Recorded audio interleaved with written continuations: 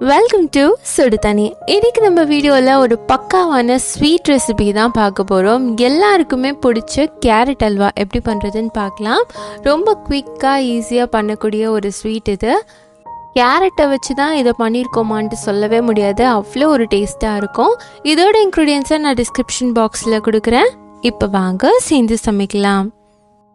First இதுக்கு ஒரு கடாயில் 1 டேபிள் ஸ்பூன் நெய் சேர்த்துக்கலாம். இதில் ஒரு 5-6 முந்திரி சேர்த்து நல்லா வறுத்துக்க போகிறேன். இது லைட்டாக செவந்து வர அளவுக்கு வறுத்து எடுத்துக்கோங்க. இப்போ இது நல்லா வறுபட்டுருச்சு. இதை எடுத்து நம்ம தனியாக வச்சிடலாம்.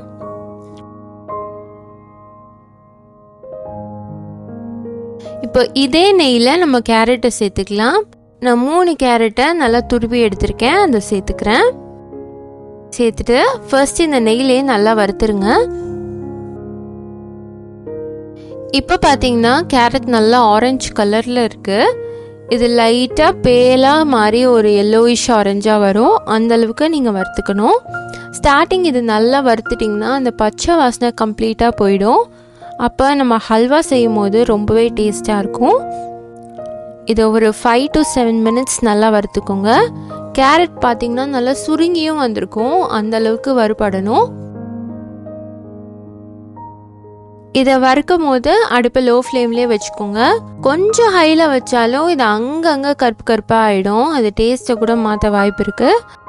பார்த்தீங்கன்னா நல்லா சுருங்கி வந்துருச்சு. இது மாதிரி வந்ததுக்கப்புறமா இதில் நான் 1 கப் பால் சேர்த்துக்கிறேன். நீங்கள் கேரட் எந்த கப்பில் எடுக்கிறீங்களோ அந்த கப்லேயே பால் சேர்த்துக்கோங்க. இதுக்கு இந்த அளவு தான் பால் சேர்க்கணுன்ட்டு இல்லை, பால் நிறையா கூட நீங்கள் சேர்த்துக்கலாம். இப்போ ஸ்டார்டிங்கில் நான் 1 கப் கேரட் எடுத்தேன், அது நல்லா வதக்குனதுக்கப்புறம் 1/2 கப்பாக நல்லா சுருங்கிடுச்சு. இப்போ நான் பாலும் 1 கப் தான் சேர்க்குறேன். நீங்கள் தேவைப்பட்டுச்சுன்னா இன்னும் கொஞ்சம் கூட சேர்த்துக்கலாம். இது நல்லா கொதிச்சு வரும்போது நம்ம இதில் சர்க்கரை சேர்த்துக்கலாம். அப்பப்போ இதை மிக்ஸ் பண்ணி விட்டே இருங்க.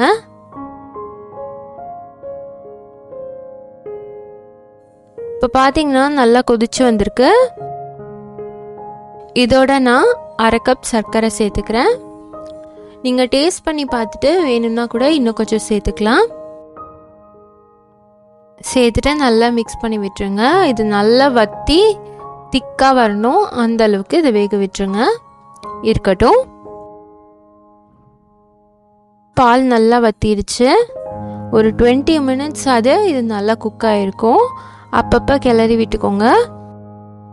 நல்லா சாஃப்டாக இது ரெடி ஆயிடுச்சு. இப்போ கடைசியாக இதில் வறுத்து வச்சுருக்க முந்திரியை சேர்த்துக்கலாம். சேர்த்துட்டு ஒரு தடவை நல்லா மிக்ஸ் பண்ணிவிட்டு நம்ம அடுப்பை ஆஃப் பண்ணிடலாம். தேவைப்பட்டுச்சுன்னா நீங்கள் கொஞ்சம் நெய் கூட சேர்த்துக்கலாம். அவ்வளோதான், நம்மளோட கேரட் அல்வா சூப்பராக ரெடி ஆகிடுச்சு. கேரட் நிறையா இருக்கும் போது கேரட்டை வச்சு இது சூப்பராக பண்ணிடலாம். நம்ம ஃபெஸ்டிவல்னால் நம்ம கேசரி ரொம்ப காமனாக பண்ணுவோம், ஆனால் அதே மாதிரி இந்த கேரட் அல்வாவும் நீங்கள் பண்ணிடலாம். ரொம்ப கம்மியான வேலையில் ரொம்ப டேஸ்டான ஒரு ரெசிபி இது. கேரட்டில் தான் நம்ம பண்ணியிருக்கோமானே சொல்ல முடியாது, ஏன்னா பச்சை வாசனை கொஞ்சம் கூட இருக்காது, ரொம்பவே டேஸ்ட்டாக இருக்கும். கண்டிப்பாக இந்த அருமையான ரெசிபியை நீங்களும் ட்ரை பண்ணி பார்த்துட்டு எப்படி இருந்துச்சுன்னு சொல்லி கமெண்ட் பண்ணுங்கள். இந்த வீடியோ உங்களுக்கு பிடிச்சிருந்தா லைக் பண்ணுங்கள், சுடுதண்ணி சேனலை சப்ஸ்கிரைப் பண்ணுங்கள். தேங்க்யூ.